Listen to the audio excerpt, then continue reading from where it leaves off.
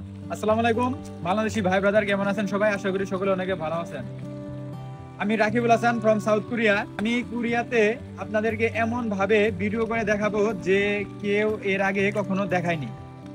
আমি এখন আসছি কোরিয়ার একদম প্রত্যন্ত একটি এলাকায়, গ্রামের ভিতরে। আপনার গ্রামের জমিতে রয়েছি। দেখতে পাচ্ছেন যে জমিতে পানি দিচ্ছে। এই জায়গায় মূলত ধান চাষাবাদ করবে, ধান তারা রোপণ করবে আর কি। দেখতে পাচ্ছেন যে মোটরের মাধ্যমে পানি তুলতেছে, খুব কিউট ভাবে ছোট্ট একটি মোটর।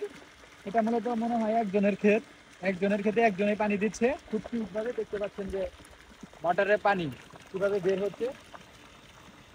এই জায়গায় মূলত পাওয়ার সাপ্লাই, বিদ্যুতের লাইন, একদম খুবই কিউট যে একজনের জমি একজনে পানি দিচ্ছে, ছোট্ট একটা মোটর, পানি বের হচ্ছে।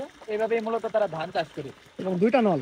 হ্যাঁ, এটা মূলত আপনার এই জায়গায় ট্রাক্টর দিয়ে এটাকে জমিটা প্রস্তুত করবে আর কি, এর জন্য পানি দিচ্ছে। আর পানিটা জমি মূলত প্রস্তুত। আপনার এই সাইড থেকে আছে, দেখান এদিকে দেখান। যে পাইপের মাধ্যমে নালা থেকে এই যে সুন্দরভাবে এইভাবে এটা একটা পানিগুলো মনে ওঠানো করলাম যে হয়। খাল টাইপের। এটা এই সাইডে না, এটার অপোজিট সাইড দিয়ে মূলত বড় খাল গেছে, ওই সাইড থেকে পানি আনতেছে, পানি নিয়ে আসতেছে। এদিকে দেখান। তো যেটা বলতে চাইছিলাম যে আমি Rakibul Hasan from south Korea. আমি দক্ষিণ কোরিয়াতে রয়েছি। আমি দক্ষিণ কোরিয়াকে এমন ভাবে দেখাবো যা কেউ এর আগে কখনো দেখায়নি।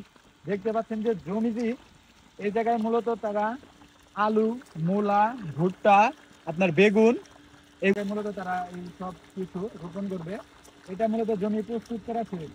এই জায়গায় বিচি, এগুলা সবকিছু বোনা শেষ আর কি। এটা কিছুদিন পরে আর কি সবজিগুলা আপনার বড় হবে, আস্তে আস্তে ফসলগুলা বড় হবে, তখন আমি আপনাদেরকে আবার সম্পূর্ণ ভালোভাবে দেখাবো।